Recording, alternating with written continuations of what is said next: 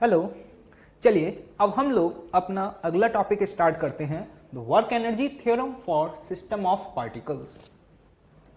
हम इससे पहले वर्क एनर्जी थ्योरम की एप्लीकेशंस पढ़ चुके हैं, लेकिन आपको याद होगा हमने जितने भी न्यूमेरिकल सॉल्व किए थे वहां पे आपने एक बात कॉमन देखी होगी कि हमारे सिस्टम के अंदर सिर्फ और सिर्फ एक पार्टिकल होता था जिस पे हम वर्क एनर्जी थ्योरम अप्लाई करते थे। लेकिन आज हम बात करने जा रहे हैं एक ऐसे सिस्टम की जिस सिस्टम के अंदर सपोज एक से ज्यादा नंबर ऑफ पार्टिकल्स हो, तो उस केस में हम वर्क एनर्जी थ्योरम कैसे अप्लाई करें। तो देखो, वर्क एनर्जी थ्योरम का जो स्टेटमेंट है ना, क्या work done by all the forces equals to change in kinetic energy, वो आज भी एज इट इज वैसा ही है जैसा पहले था। लेकिन बस आज फर्क ये है कि आज सिस्टम के अंदर अगर एक से ज्यादा नंबर ऑफ पार्टिकल्स होंगे तो आपको उस सिस्टम के ऊपर जितने भी फोर्सेस लग रहे होंगे उस फोर्स का वर्क हर एक इंडिविजुअल पार्टिकल पर कैलकुलेट करके फिर उनका समेशन करना होगा। और उसी तरीके से जब हम चेंज इन काइनेटिक एनर्जी लिखेंगे तो वहां पर भी फाइनल काइनेटिक एनर्जी में उस सिस्टम के अंदर जितने भी पार्टिकल्स प्रेजेंट हैं उनकी फाइनल काइनेटिक एनर्जी लिखनी होगी, माइनस इनिशियल में भी इंडिविजुअली हर एक पार्टिकल की काइनेटिक एनर्जी लिखनी होगी। मैं क्या कह रहा हूं, ये बात आपको और बेहतर तरीके से समझ में आएगी। हम यहां पर एक न्यूमेरिकल लेते हैं और वहां से समझने की कोशिश करेंगे कि वर्क एनर्जी थ्योरम को सिस्टम ऑफ पार्टिकल पर हम किस तरीके से अप्लाई करते हैं। ठीक, चलिए देखिएगा। एक सिंपल सा क्वेश्चन है, जैसे कि ये आपके पास एक एडवुड मशीन, मतलब एक पुली, जिसके एंड पॉइंट्स पर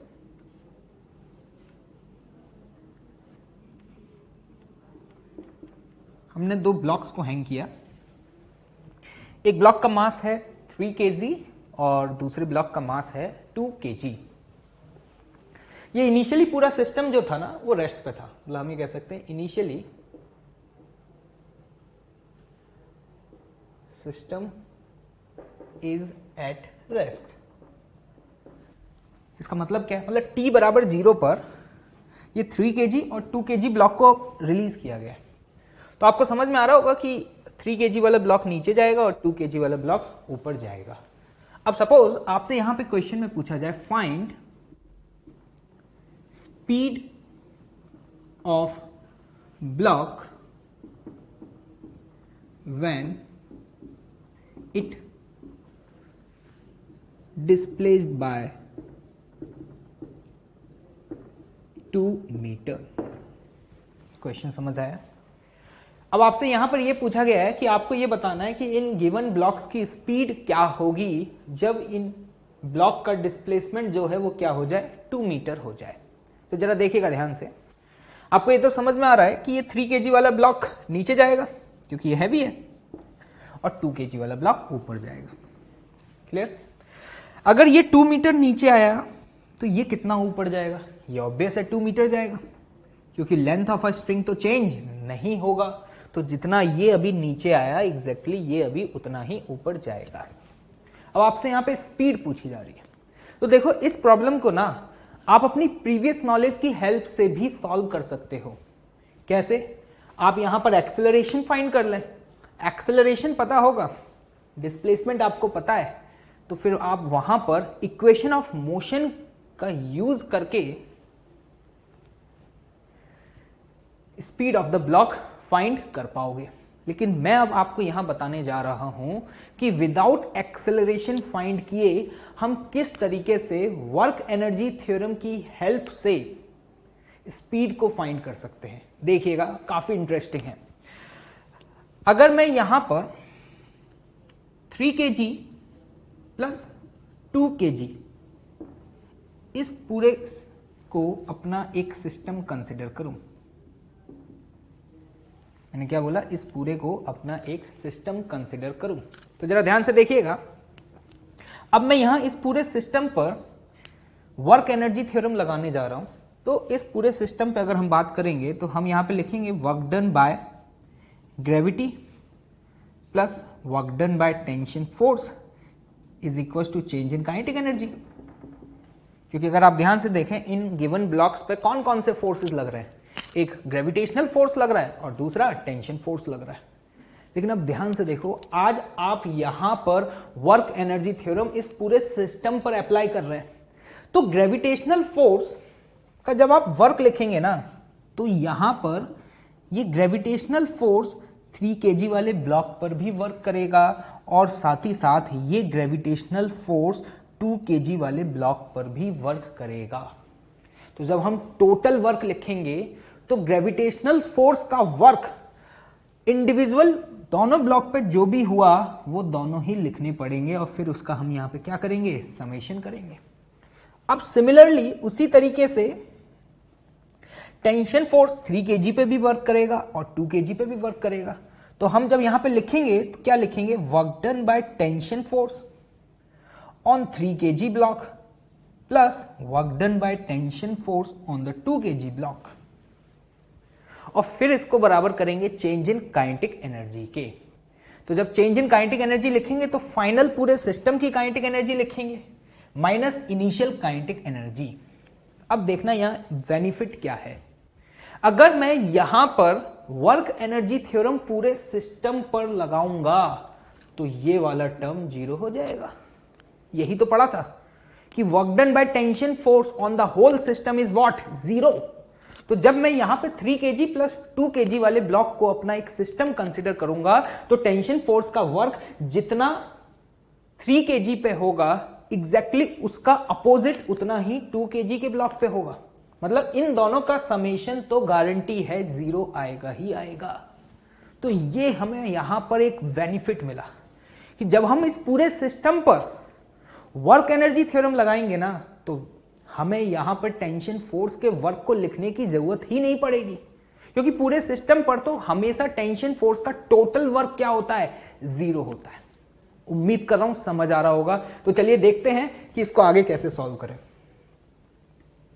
तो आपको समझ में आ गया यार, टेंशन फोर्स का वर्क पूरे सिस्टम पे 0 है तो there is no need to find the tension force.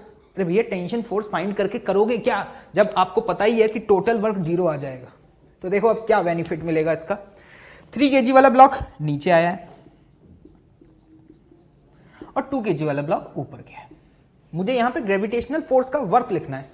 एक बात बताओ कि 3 kg वाले ब्लॉक पर ग्रेविटेशनल फोर्स का वर्क कितना होगा, तो ध्यान से देखना, ग्रेविटेशनल फोर्स का वर्क mg, 30 न्यूटन का फोर्स डाउनवर्ड और डिस्प्लेसमेंट भी डाउनवर्ड डायरेक्शन में हुआ है तो इंटू 2। 2 kg वाले ब्लॉक पे क्या लिखूंगा, -20 इंटू 2। आज मेरे सिस्टम के अंदर ये दोनों ब्लॉक हैं तो इन दोनों ब्लॉक पर ग्रेविटेशनल फोर्स का वर्क लिखा जाएगा। उम्मीद कर रहा हूं कि समझ आ रहा होगा। तो आप यहां पे देख पा रहे हैं कि 3 kg वाला ब्लॉक नीचे मूव कर रहा है और 2 kg वाला ब्लॉक ऊपर मूव कर रहा है।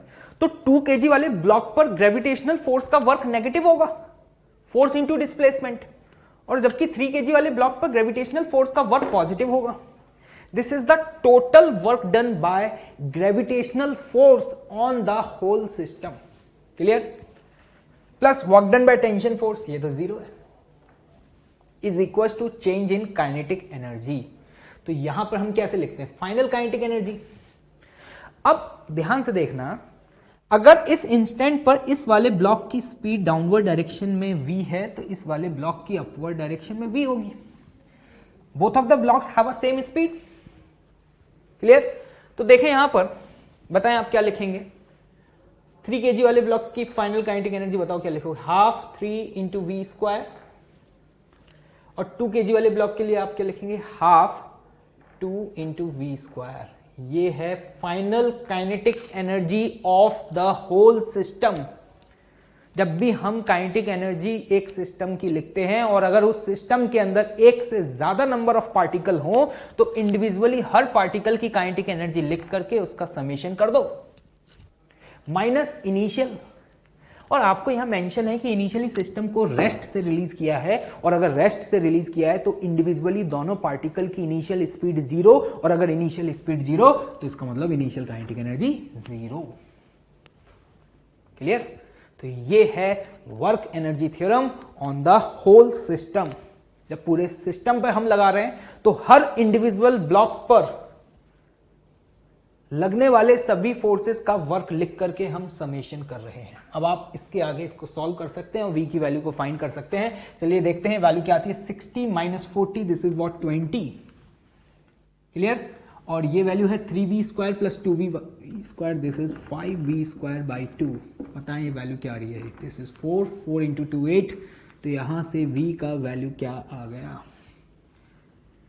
Square root of 8 metre per second, जिसे आप 2√2 मीटर पर सेकेंड भी लिख सकते हैं। This is the final answer. यहां आपको स्पीड फाइंड करनी थी। क्या आपने एक्सेलरेशन फाइंड किया? नहीं। क्या आपने टेंशन फोर्स फाइंड किया? नहीं। आपने क्या किया, 3 kg प्लस 2 kg इसको अपना सिस्टम कंसिडर किया और इस पूरे सिस्टम पर वर्क एनर्जी थ्योरम अप्लाई कर दिया और आपके पास अपने आप स्पीड निकल के आ गई।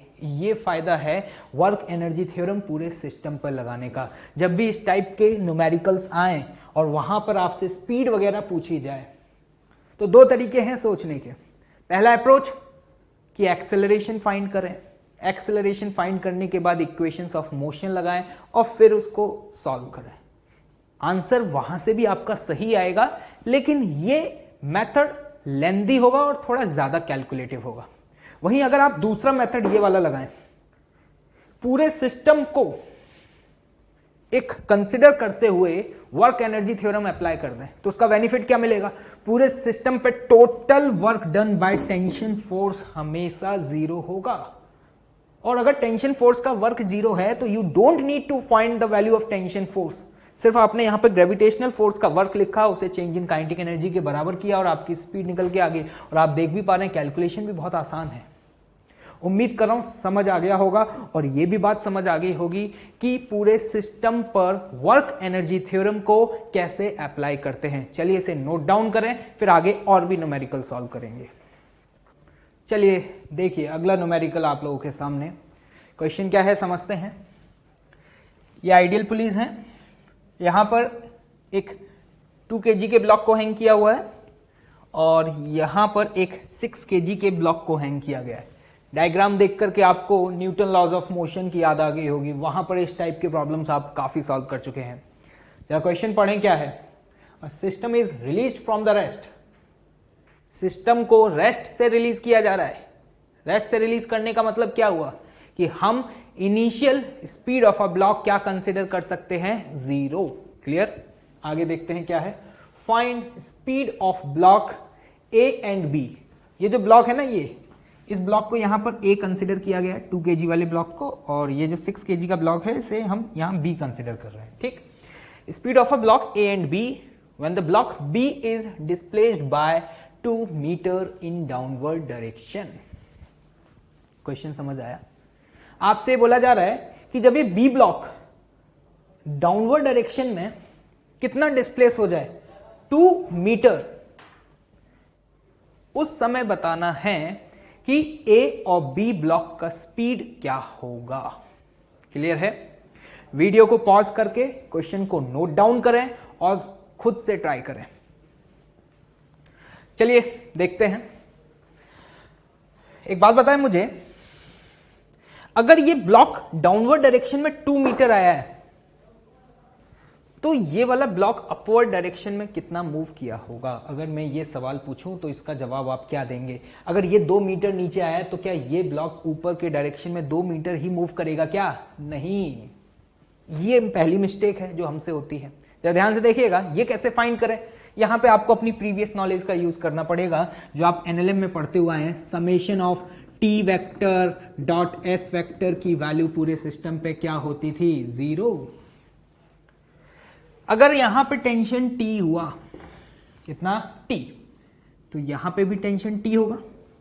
Ideal pulley tension on both of the side will be same. अगर यहां टेंशन टी है तो यहां भी टेंशन का वैल्यू टी होगा। ये वही सब कुछ जो आप न्यूटन लॉज ऑफ मोशन में देख चुके हैं एनएलएम चैप्टर में। अगर यहां टेंशन टी और टी है तो बताओ यहां टेंशन क्या होगा, 2t। क्लियर।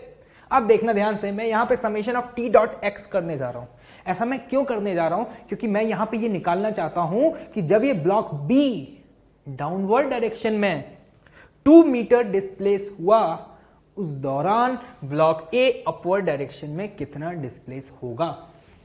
तो अगर मैं ब्लॉक ए की बात करूं तो मान लेते हैं कि इसका ये जो डिस्प्लेसमेंट है एक्स हुआ, तो देखो इस पर टेंशन फोर्स भी ऊपर है, डिस्प्लेसमेंट भी ऊपर है, तो summation of T dot x करने जा रहे हैं। तो बताओ ब्लॉक ए के लिए क्या लिखोगे, tension T into x into angle, angle कितना टेंशन और डिस्प्लेसमेंट के बीच का 0 डिग्री। भाई क्लियर है। अब देखते हैं बी ब्लॉक को। बी ब्लॉक पर टेंशन फोर्स ऊपर है, कितना है 2t, और डिस्प्लेसमेंट नीचे हुआ है, तो यहां पर टी डॉट एक्स करेंगे तो क्या लिखेंगे 2t इंटू डिस्प्लेसमेंट, डिस्प्लेसमेंट की वैल्यू 2 इंटू कॉस 180 डिग्री बराबर 0। इस टाइप के प्रॉब्लम्स आपने काफी सॉल्व किए हैं पहले, जल्दी से बताएं यहां पर x की वैल्यू क्या आ रही है। तो ध्यान से देखें, देखो t से t कैंसिल आउट, cos 180 का वैल्यू क्या होता है -1, तो अगर आप वहां ले जाएंगे और cos 0 का वैल्यू 1, तो देखिए यहां पर x का वैल्यू आ रहा है 4 metre. This is what displacement of A. अरे भाई समझ आया, मतलब जब ये ब्लॉक बी डाउनवर्ड डायरेक्शन में 2 मीटर जाएगा, इतनी देर में ब्लॉक ए अपवर्ड डायरेक्शन में 4 मीटर मूव करेगा। ये बहुत इंपॉर्टेंट है, ये मेजर मिस्टेक है जो मोस्ट ऑफ द स्टूडेंट कर देते हैं। उन्हें लगता है कि अगर ये 2 मीटर गया तो ये भी 2 मीटर जाएगा। नहीं, ऐसा कोई जरूरी नहीं है, वो सिस्टम पर डिपेंड करेगा।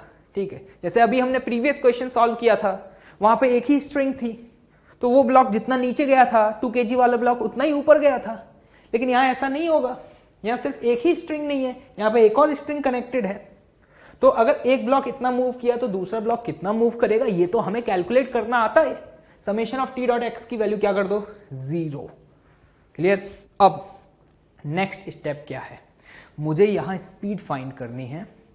तो अब मैं यहां पर पूरे सिस्टम पर, पूरा सिस्टम मतलब कौन, 6 kg प्लस 2 kg, ध्यान से देखना 6 kg प्लस 2 kg, इसे अपना सिस्टम कंसिडर करते हुए इस सिस्टम पर वर्क एनर्जी थ्योरम अप्लाई करने जा रहा हूं। अब पूरे सिस्टम पर वर्क एनर्जी थ्योरम अप्लाई करें तो ध्यान से देखना, 6 kg वाला ब्लॉक नीचे आया, तो 6 kg वाले ब्लॉक पर ग्रेविटेशनल फोर्स का वर्क कितना होगा, जल्दी बताएं। 6 kg पर ग्रेविटेशनल फोर्स होगा 60 मल्टीप्लाइड बाय 2। क्लियर। मैं सीधे यहां पर वैल्यूज लिखते जा रहा हूं, इस पर बताएं 2 kg वाले ब्लॉक पर ग्रेविटेशनल फोर्स का वर्क कितना होगा -20। This is the force into displacement. Minus sign क्यों लगाया ये आपको समझ में आ गया होगा, क्योंकि 2 kg वाला ब्लॉक ऊपर मूव किया है, उस पर ग्रेविटेशनल फोर्स का वर्क नेगेटिव होगा, और 6 kg वाले ब्लॉक पर ग्रेविटेशनल फोर्स का वर्क पॉजिटिव होगा। This is what work done by gravitational force on the whole system. और सिस्टम के अंदर कौन कौन है, 6 plus 2 kg block plus work done by tension force. लेकिन work done by tension force पूरे सिस्टम पे 0 होगा। यही तो बेनिफिट है, पूरे सिस्टम पर अगर एक साथ वर्क एनर्जी थ्योरम लगाई जाएगी तो टेंशन फोर्स का वर्क हमेशा 0 आता है। यहां हम देख भी पा रहे हैं। तो पूरे सिस्टम पर एक साथ वर्क एनर्जी थ्योरम लगाने का ये एक एक्स्ट्रा बेनिफिट मिल गया कि टेंशन फोर्स का वर्क लिखने की जरूरत ही नहीं है, क्योंकि अगर इस पर पॉजिटिव वर्क हुआ होगा तो एग्जैक्टली उतना ही इस वाले ब्लॉक पर नेगेटिव वर्क हुआ होगा। That's all. और कोई फोर्स है जो वर्क करेगा नहीं, बराबर क्या करेंगे, चेंज इन काइनेटिक एनर्जी। तो final kinetic energy minus initial kinetic energy. अब ध्यान से देखें, अगर इस 6 kg वाले ब्लॉक की स्पीड v है 2 मीटर डिस्प्लेस होने के बाद, तो इस 2 kg वाले ब्लॉक की जो स्पीड है वो क्या v होगी?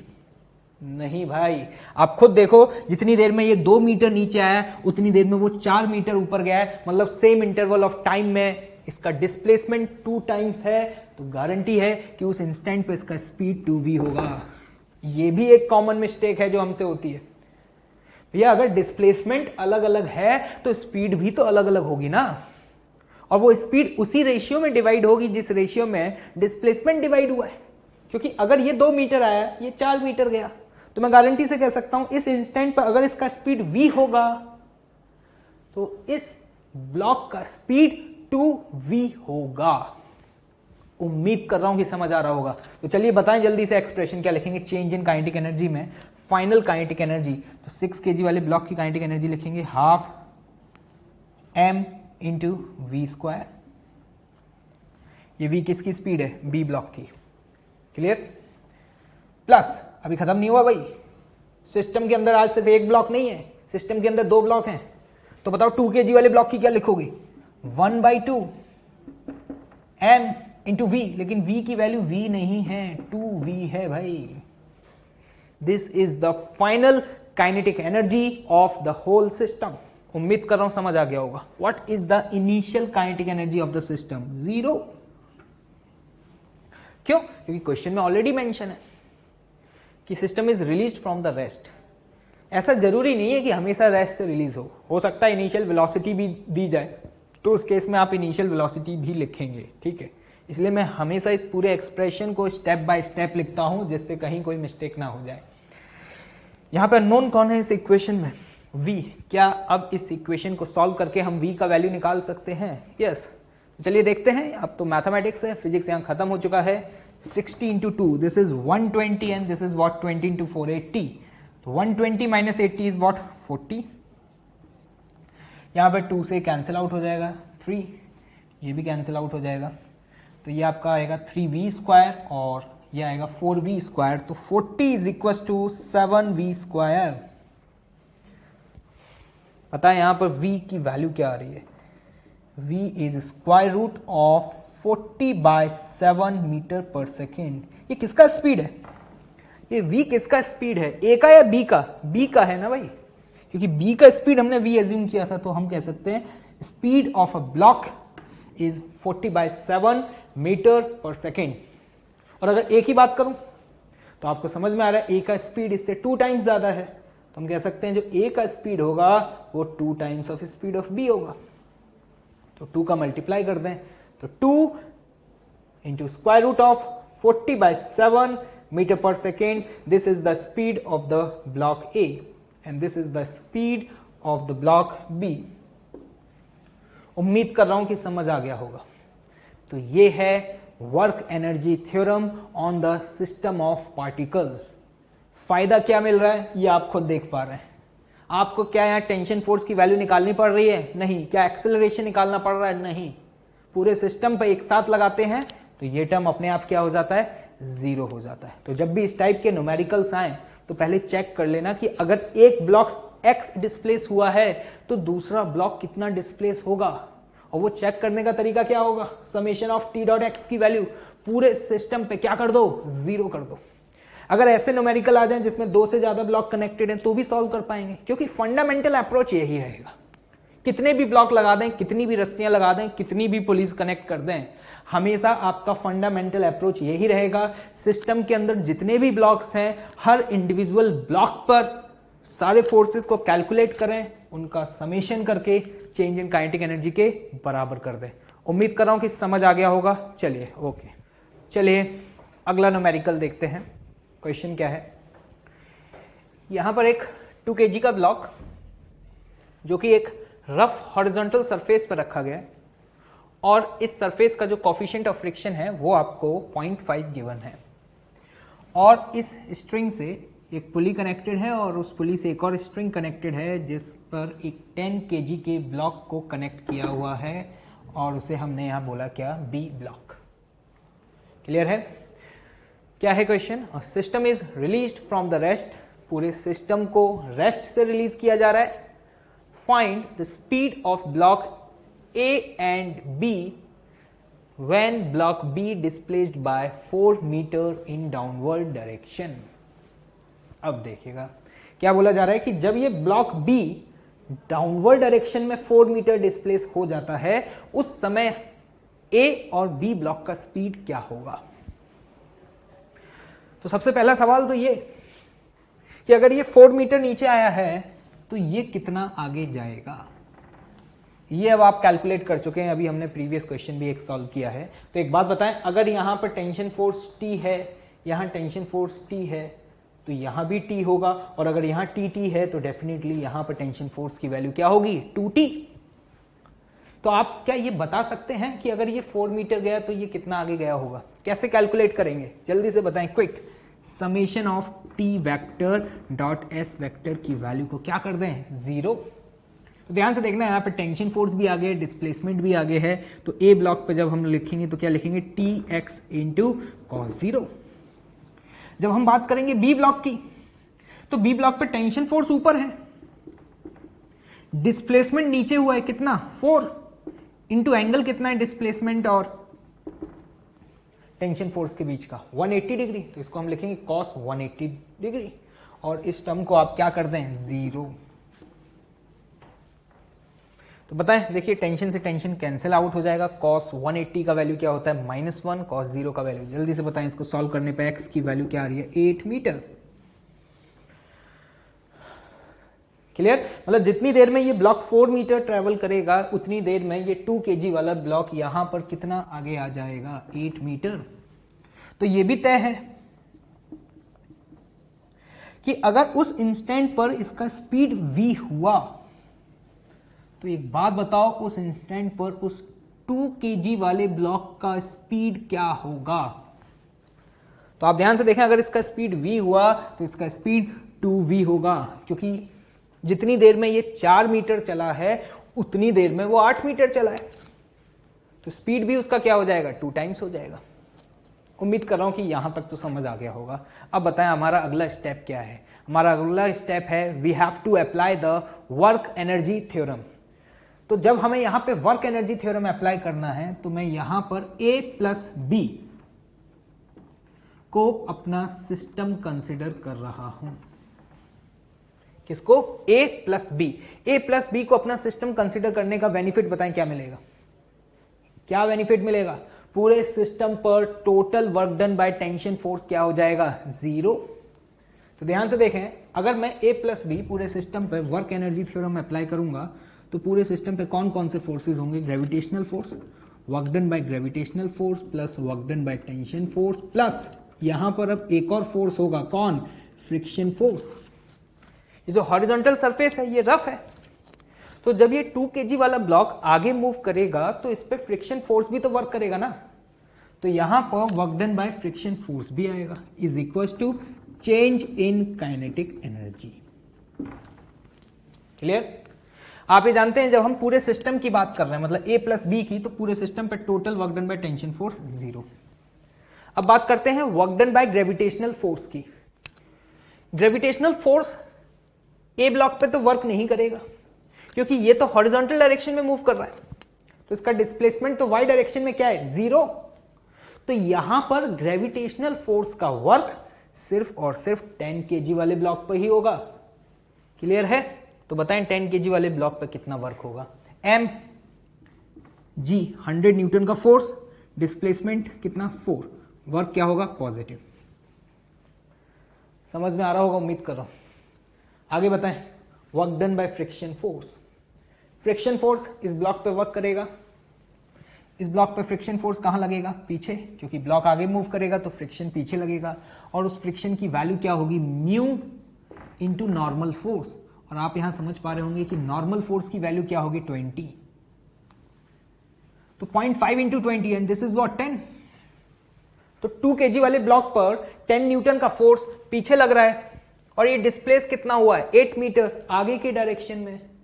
तो मुझे एक बात बताओ कि 2 kg वाले ब्लॉक पर फ्रिक्शन का वर्क पॉजिटिव या नेगेटिव, नेगेटिव, क्योंकि फोर्स और डिस्प्लेसमेंट अपोजिट है। कितना वर्क होगा, 10 into 8, force into displacement. Clear? This is the work done by friction force. अब हमें क्या लिखना है, चेंज इन काइनेटिक एनर्जी। बताएं फाइनल काइनेटिक एनर्जी आप क्या लिखेंगे, तो 10 kg वाले ब्लॉक के लिए लिखेंगे हाफ 10 इंटू वी स्क्वायर। जल्दी से बताइए, हाफ 2 kg वाले ब्लॉक के लिए क्या लिखेंगे, 2, लेकिन स्पीड v या 2v, 2v, मिस्टेक नहीं होनी चाहिए। This is the final kinetic energy minus initial, लेकिन इनिशियल क्या है, 0, क्योंकि सिस्टम को कहां से रिलीज किया था, रेस्ट से। अब आसान है, मैथमेटिक्स है, आगे आप लोग खुद सॉल्व कर सकते हैं। बताएं वैल्यू क्या आ रही है यहां से, देखिएगा ये क्या है, 400, ये 80, तो ये वैल्यू आती है आपकी क्या, 320 इक्वल्स टू, ये 2 से कैंसिल आउट करेंगे तो 5, ये 2 से 2 कैंसिल आउट हो जाएगा, तो 5v² प्लस 4v², तो ये वैल्यू आती है आपके पास क्या, 9v²। तो यहां से v का वैल्यू क्या आया, square root of 320/9 metre per second. ये v किसका स्पीड है, ए या B block, B block, clear. अगर मैं ए ब्लॉक की बात करूं तो ए ब्लॉक का स्पीड क्या है, ये आपको पता है 2 times of the speed of the block B. तो अगर हम 2 से मल्टीप्लाई कर दें, 2 multiplied by 320/9, this will give you the speed of the block A. Clear है, काफी आसान क्वेश्चन था। हमने यहां पर इस क्वेश्चन को कैसे अप्रोच किया, ए प्लस बी ब्लॉक को सिस्टम कंसिडर करते हुए पूरे सिस्टम पर वर्क एनर्जी थ्योरम अप्लाई कर दिया। यहां से हमारे पास ए और बी ब्लॉक का स्पीड आ गया। तो अभी तक हम बहुत सारे न्यूमेरिकल सॉल्व कर चुके हैं और उम्मीद कर रहा हूं कि ये सारी चीजें आपको क्लियर होंगी। ओके, ठीक है। हेलो, अभी तक हम लोग वर्क एनर्जी थ्योरम पे बेस्ड काफी सारे न्यूमेरिकल्स कर चुके हैं और आई होप कि अभी तक पढ़ाए गए जितने भी कॉन्सेप्ट हैं वो आप लोगों को क्लियर होंगे। अब हम यहां पर कुछ इंपॉर्टेंट की पॉइंट्स को देखने जा रहे हैं regarding the work energy theorem. पहला पॉइंट ध्यान से सुनिएगा कि जो वर्क एनर्जी थ्योरम है ना, वो सिर्फ और सिर्फ इनर्शियल फ्रेम्स में ही वैलिड है। मैंने क्या बोला, पहले स्टेटमेंट लिख देता हूं, उसके बाद एक्सप्लेन करूंगा कि work energy theorem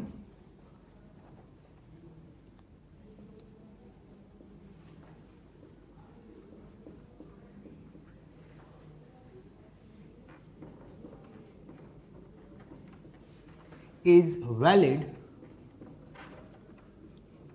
only in inertial frame।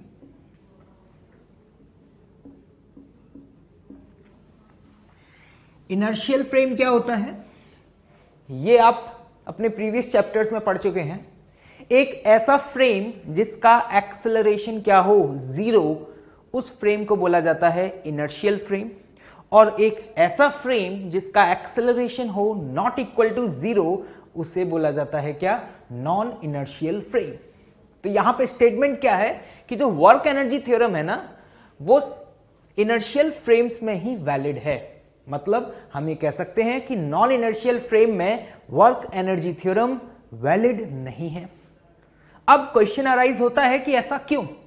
तो आप याद करें, जब हमने वर्क एनर्जी थ्योरम स्टार्ट किया था तो वहां पर वर्क एनर्जी थ्योरम के एक्सप्रेशन को कैसे ड्राइव किया था, बताएं। आपको याद होगा, वहां पर हमने net force is equal to m into a लिखा था, फिर एक्सेलरेशन को v इंटू dv/ds लिखा था। उम्मीद कर रहा हूं कि आप लोगों को याद होगा कि हमने वर्क एनर्जी थ्योरम का एक्सप्रेशन कैसे ड्राइव किया था। Net force equal to m into a और a is what, v into dv/ds। फिर वहां से हमने एक्सप्रेशन ड्राइव किया था। क्लियर। एक बात बताओ, ये क्या है, this is the Newton second law. और आप ये पढ़ चुके हैं कि न्यूटन्स सेकंड लॉ सिर्फ और सिर्फ इनर्शियल फ्रेम्स में ही वैलिड होता है। मतलब नॉन इनर्शियल फ्रेम में न्यूटन्स लॉ वैलिड नहीं होता।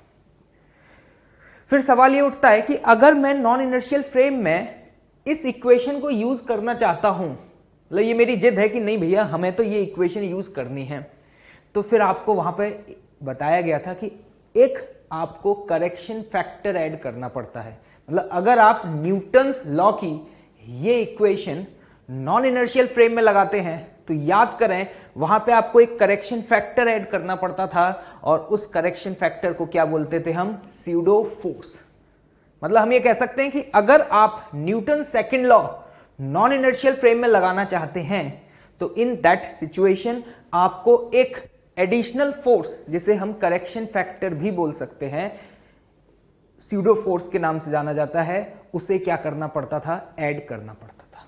बिल्कुल वैसे ही यहां पर जब हम बात कर रहे हैं वर्क एनर्जी थ्योरम का ना, तो अगर आप वर्क एनर्जी थ्योरम की इक्वेशन को नॉन इनर्शियल फ्रेम में अप्लाई करना चाहते हो तो उस केस में आपको स्यूडो फोर्स के वर्क को भी कंसिडर करना पड़ेगा। मैंने क्या बोला, मैं इस स्टेटमेंट को फिर से रिपीट करता हूं। आपने कहा कि नहीं भाई, हमें तो work energy theorem non inertial frame में यूज करनी ही है, लेकिन हम ये जानते हैं कि ये नॉन इनर्शियल फ्रेम में वैलिड नहीं है। लेकिन हम इस जिद पे अड़ गए कि नहीं भाई, हम तो वर्क एनर्जी थ्योरम को नॉन इनर्शियल फ्रेम में यूज करेंगे ही। तो फिर लोगों ने कहा कि ठीक है, आप अगर नॉन इनर्शियल फ्रेम में इस इक्वेशन को यूज कर रहे हैं ना, तो उस केस में आपको एक करेक्शन फैक्टर ऐड करना पड़ेगा यहां पर, और वो करेक्शन फैक्टर पता है क्या होगा? The work done by the pseudo force. तो ध्यान से सुने, but we can use this equation in non-inertial frame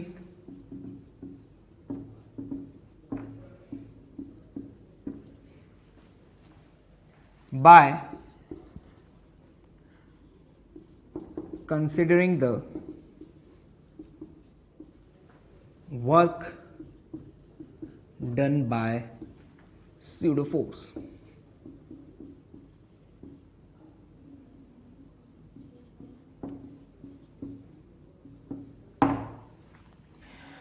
ये स्टोरी बिल्कुल एज इट इज वैसा ही है जैसा कि आपने न्यूटन्स लॉज ऑफ मोशन में जब स्यूडो फोर्स के बारे में पढ़ा था। जैसे कि एक लिफ्ट है और लिफ्ट के अंदर एक ब्लॉक रखा हुआ है, और वो लिफ्ट सपोज अपवर्ड डायरेक्शन में एक्सेलरेट हो रहा हो। ठीक है, ये सिचुएशन है, देखिएगा।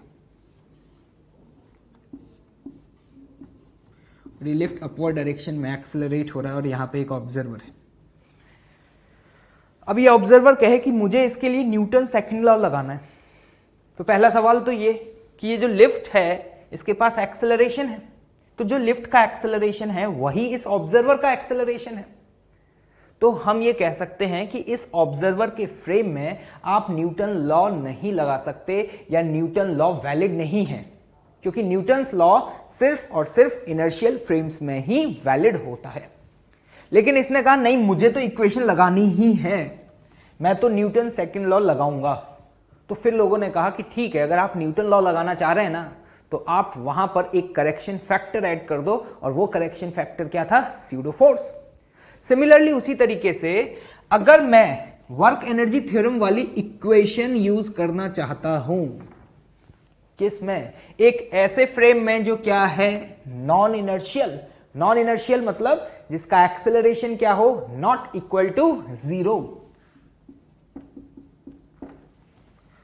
तो फिर आपको सिचुएशन में इस इक्वेशन में स्यूडो फोर्स के वर्क को भी कंसिडर करना पड़ेगा। ये इंपॉर्टेंट पॉइंट है, इसे आप नोट डाउन करें, फिर आगे देखते हैं। चलिए अब हम लोग एक न्यूमेरिकल सॉल्व करते हैं। देखिएगा प्रॉब्लम क्या है। एक बॉक्स जिसके अंदर एक एल लेंथ का स्ट्रिंग कनेक्टेड है, जिसके एंड पॉइंट पर एक एम मास के पार्टिकल को कनेक्ट किया गया है। क्लियर?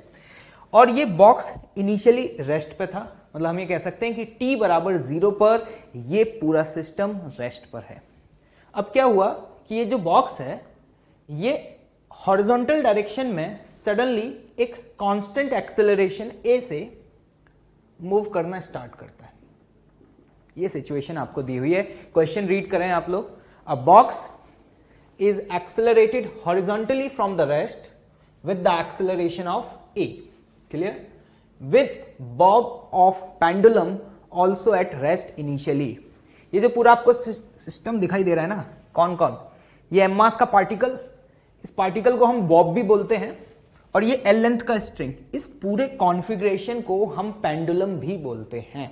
ठीक है, तो ये बोला जा रहा है pendulum also at rest initially, मतलब ये पूरा सिस्टम इनिशियली रेस्ट पे था। अब क्या पूछा जा रहा है? Find the minimum value of A such that Bob reaches the ceiling of the box. आपसे बोला जा रहा है कि इसका मिनिमम एक्सेलरेशन क्या होना चाहिए कि ये जो पार्टिकल है ना ये जस्ट सीलिंग तक पहुंच जाए। क्वेश्चन समझ में आ गया होगा। वीडियो को 2 से 3 मिनट के लिए पॉज करें, क्वेश्चन को नोट डाउन करें और खुद से ट्राई करें। क्लियर? चलिए देखते हैं। एक बात बताओ, अगर मैं ग्राउंड फ्रेम से ऑब्जर्व करूं, मतलब एक ऑब्जर्वर है ए जो कि ग्राउंड फ्रेम में है, अगर वो ऑब्जर्वर इस पार्टिकल को ऑब्जर्व करेगा तो इस पार्टिकल का मोशन उसे कैसा दिखाई देगा? तो आपको समझ में आ रहा होगा, ये बॉक्स जैसे ही आगे मूव करना स्टार्ट करेगा तो ये इस तरीके से पीछे मूव करेगा। अब ये पीछे भी मूव करेगा और साथ ही साथ आगे भी मूव करेगा, क्योंकि बॉक्स के अंदर है और बॉक्स कहां जा रहा है? आगे जा रहा है। तो हम ये कह सकते हैं कि जो स्ट्रिंग है वो स्ट्रिंग इस तरीके से पीछे के डायरेक्शन में भी मूव कर रहा होगा और साथ ही साथ ये पूरा सिस्टम आगे भी मूव कर रहा होगा। तो अगर ए इस पार्टिकल के मोशन को ऑब्जर्व करेगा ना, तो उस ए को इस पार्टिकल का मोशन बड़ा ही कॉम्प्लिकेटेड सा दिखाई देगा, क्योंकि वो पार्टिकल इस तरीके से सर्कल में घूम भी रहा होगा और साथ ही साथ ये पूरा का पूरा कंप्लीट बॉक्स आगे भी जा रहा होगा। लेकिन अब ध्यान से देखना, अगर एक ऑब्जर्वर होता जो कि ट्रॉली के अंदर होता, और इसको मैंने बोला ऑब्जर्वर बी, अगर ये ऑब्जर्वर इस ट्रॉली के अंदर है, ट्रॉली बोल सकते हैं, ऐसे आप बॉक्स बोल सकते हैं, ठीक है, वो अगर इस पार्टिकल को ऑब्जर्व करेगा तो मुझे आप ये बताओ कि ये पार्टिकल बी को कैसा मोशन करता हुआ दिखाई देगा? तो बी अगर इस बॉक्स के ही अंदर है तो उसे ये सिर्फ और सिर्फ क्या करता हुआ दिखाई देगा? सर्कुलर मोशन करता हुआ दिखाई देगा। तो अब हम बी के फ्रेम से यहां पर इस m मास के पार्टिकल के मोशन को इजीली ऑब्जर्व कर सकते हैं, क्योंकि इन फ्रेम ऑफ बी ये पार्टिकल क्या कर रहा होगा? इस तरीके से सर्कल में घूम रहा होगा। तो अब हमें यहां पर यह पता करना है कि ए का मिनिमम वैल्यू क्या हो कि ये जो पार्टिकल है ये जस्ट सीलिंग तक पहुंच जाए। यही तो बोला गया है, क्वेश्चन पढ़े आप। Minimum value of A such that Bob reaches till ceiling of the box. तो हम ये कह सकते हैं ये जस्ट इस पॉइंट तक पहुंच जाए। तो जस्ट पहुंचने का मतलब है कि इस पॉइंट पे पहुंचने के बाद इसका स्पीड क्या हो जाए? 0 हो जाए।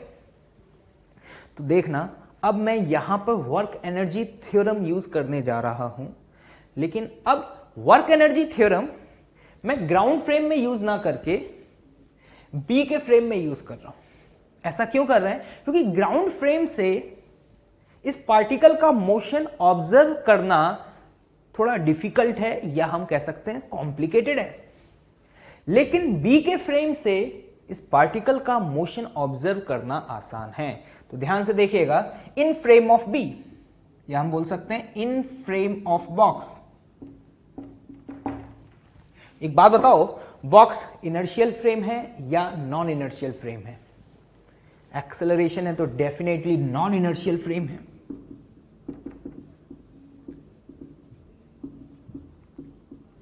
और अगर हम नॉन इनर्शियल फ्रेम में वर्क एनर्जी थ्योरम अप्लाई करें, क्या अप्लाई करें? Work energy theorem. तो अभी हमने एक इंपॉर्टेंट की पॉइंट देखा था कि अगर आप वर्क एनर्जी थ्योरम की इक्वेशन नॉन इनर्शियल फ्रेम में अप्लाई करेंगे तो उस केस में आपको स्यूडो फोर्स के वर्क को भी कंसिडर करना पड़ेगा।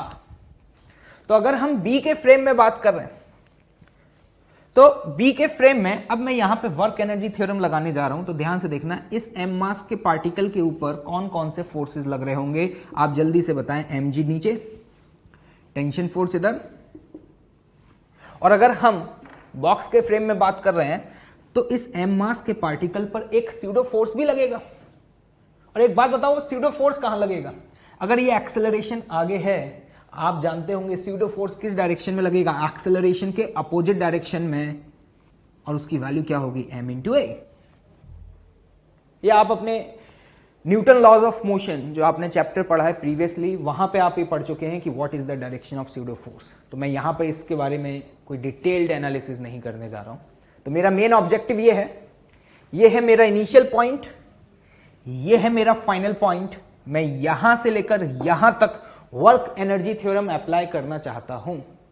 तो अगर आप बॉक्स के फ्रेम में लगाएंगे तो ध्यान से देखिएगा, बॉक्स के फ्रेम में इक्वेशन क्या लिखेंगे? The work done by gravity plus work done by tension force plus work done by pseudo force. This is important. क्यों स्यूडो फोर्स के वर्क को कंसिडर कर रहे हैं, बात समझ आ रही है? क्योंकि बॉक्स जो है वो इनर्शियल फ्रेम है या non inertial frame? Non inertial frame है, और नॉन इनर्शियल फ्रेम में आपको यहां पर स्यूडो फोर्स के वर्क को भी कंसिडर करना होगा। And this equation equals to what? Change in kinetic energy. Clear? अब एक बात बताओ मुझे, जब वो पार्टिकल जिसे हम बॉब बोल रहे हैं वो यहां से यहां तक मूव किया तो ग्रेविटेशनल फोर्स का वर्क कितना हुआ? तो आप ही जानते हैं कि ग्रेविटेशनल फोर्स का अगर आपको वर्क लिखना है तो आपको उसके पाथ से कोई मतलब नहीं है। आप सिर्फ और सिर्फ क्या देखते हैं कि वाई डायरेक्शन में उसका डिस्प्लेसमेंट कितना हुआ है। तो आप ये समझ रहे होंगे कि अगर वो पार्टिकल यहां से यहां मूव किया तो वाई डायरेक्शन में कितना ऊपर गया है? जितना इस स्ट्रिंग का लेंथ है। और लेंथ क्या दिया हुआ है आपको? L। तो ध्यान से देखना, मैं यहां पर work done by gravitational force लिखूंगा minus m g into l. Minus sign क्यों लगाया ये आपको समझ में आ रहा होगा, क्योंकि ब्लॉक का डिस्प्लेसमेंट अपवर्ड डायरेक्शन में है और ग्रेविटेशनल फोर्स डाउनवर्ड डायरेक्शन में है। Plus work done by tension force. अब ये बताएं कि work done by tension force क्या होगा। अगर आप बी के फ्रेम से देख रहे हो तो ये सर्कुलर मोशन परफॉर्म कर रहा है, और अगर ये सर्कुलर मोशन परफॉर्म कर रहा है तो हर एक इंस्टेंट पे टेंशन फोर्स और इसका डिस्प्लेसमेंट के बीच का जो ये एंगल है, ये एंगल पता है क्या होगा? 90 डिग्री। क्योंकि बी के फ्रेम में ये सर्कुलर मोशन है, और सर्कुलर मोशन है तो टेंशन फोर्स हमेशा टुवर्ड्स द सेंटर होगा और डिस्प्लेसमेंट टेंजेंशियल डायरेक्शन में है। तो हम ये कह सकते हैं कि हर एक इंस्टेंट पर ds वेक्टर और टेंशन फोर्स एक दूसरे के परपेंडिकुलर है, और अगर परपेंडिकुलर हैं तो यहां पर work done by tension force in frame of box क्या होगा? 0। उम्मीद कर रहा हूं कि ये बात समझ में आ गई होगी। क्लियर है? अब आते हैं work done by pseudo force. ये वैल्यू आप कैसे कैलकुलेट करें? एक बात बताओ, ये जो स्यूडो फोर्स है ये फोर्स कांस्टेंट होगा या वेरिएबल होगा? कांस्टेंट होगा, क्योंकि स्यूडो फोर्स की वैल्यू है m into A. A is what? Acceleration, और एक्सेलरेशन कांस्टेंट है। तो जब ये पार्टिकल यहां से यहां मूव कर रहा होगा तो उस पर स्यूडो फोर्स हमेशा m इंटू ए डायरेक्शन में लगेगा, हॉरिजॉन्टल डायरेक्शन में। इसका मैग्नीट्यूड भी कांस्टेंट है और डायरेक्शन भी कांस्टेंट है। मतलब मैं यहां पे ये कह सकता हूं ये स्यूडो फोर्स एक कांस्टेंट फोर्स है। और एक कांस्टेंट फोर्स का वर्क कैसे लिखते हैं ये आप मुझे बता सकते हैं? आप लोग ऑलरेडी काफी सारे न्यूमेरिकल अभी तक सॉल्व कर चुके हैं। एक कांस्टेंट फोर्स का वर्क लिखने का तरीका होता है, ये है इनिशियल पोजीशन, ये है फाइनल पोजीशन। इस दौरान फोर्स के डायरेक्शन में टोटल डिस्प्लेसमेंट कितना हुआ, उसे हम अगर फोर्स से मल्टीप्लाई कर दें तो क्या हमें उस कांस्टेंट फोर्स का वर्क मिल जाएगा?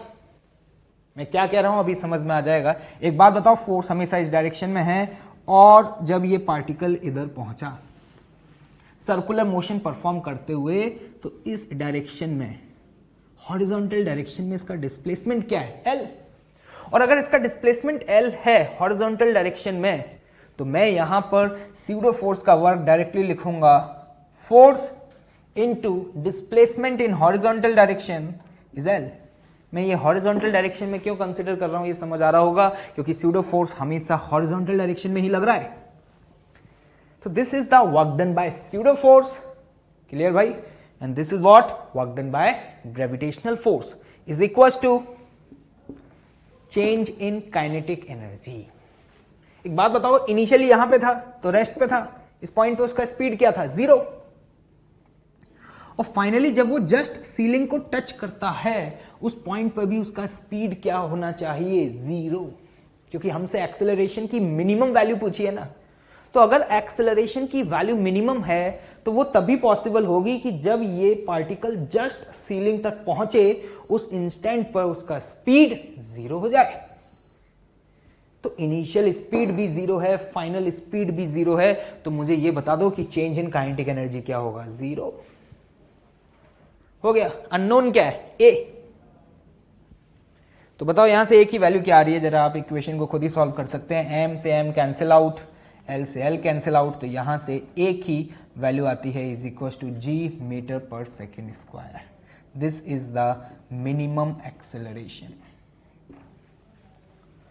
तो यहां पर इस गिवन बॉक्स का मिनिमम एक्सेलरेशन जो रिक्वायर्ड होगा ना वो कितना होगा, जी। जी मतलब 10 मीटर पर सेकेंड स्क्वायर। तो जैसा कि आपने ये क्वेश्चन ऑब्जर्व किया और यहां पे जब आपने वर्क एनर्जी थ्योरम अप्लाई किया तो आपने work energy theorem ground frame में लगाया है, बॉक्स के फ्रेम में लगाया? बॉक्स के फ्रेम में लगाया। क्यों? क्योंकि बॉक्स के फ्रेम में इस पार्टिकल का जो मोशन है वो सर्कुलर होगा, लेकिन अगर वही ऑब्जर्वर जो कि ग्राउंड से देख रहा है उसके फ्रेम में ये मोशन सर्कुलर नहीं होता, क्योंकि ये सर्कल में भी घूम रहा होता लेकिन साथ ही साथ आगे भी तो जा रहा होता। तो ए को ये गिवन पार्टिकल सर्कुलर मोशन करता हुआ दिखाई नहीं देता। तो कभी कभी ऐसे भी न्यूमेरिकल्स आते हैं जिसमें हमें फ्रेम चेंज करने पर उस गिवन पार्टिकल के मोशन को इजीली ऑब्जर्व कर सकते हैं और फोर्सेस के हम वर्क को लिख सकते हैं। तो बस शर्त यह है कि अगर आपने अपना फ्रेम चेंज किया है और जिस फ्रेम में आप गए हैं अगर वो फ्रेम नॉन इनर्शियल हो, then you have to consider what, the work done by pseudo force. अगर आप वर्क एनर्जी थ्योरम की इक्वेशन में ये करेक्शन फैक्टर ऐड कर देंगे तो आपका आंसर हमेशा क्या आएगा, सही आएगा। क्लियर है? उम्मीद कर रहा हूं समझ में आ गया होगा। चलिए अब इसको आप नोट डाउन करें, फिर आगे बढ़ते हैं।